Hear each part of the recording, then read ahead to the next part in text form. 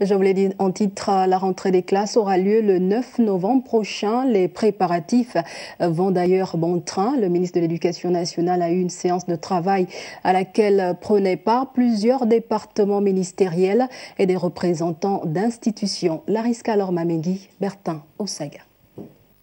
À l'ordre du jour de cette séance de travail stratégique, les préparatifs de la rentrée des classes.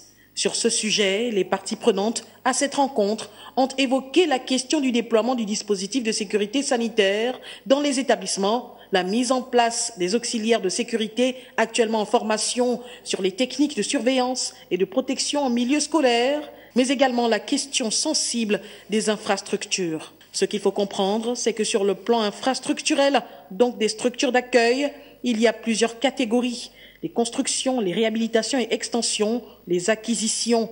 Pour cette année académique 2020-2021, 2 établissements pourraient être livrés d'ici décembre, au dire de Patrick Mugama Daouda, lesquels viendront renforcer l'existant. Pour les réhabilitations, plusieurs établissements ont été bénéficiaires et sont quasiment prêts pour accueillir leurs pensionnaires. Des travaux qui, rappelons-le, s'il en était encore utile, ont été appuyés par les partenaires techniques et financiers tels que la Banque mondiale, l'AFD, l'UNICEF.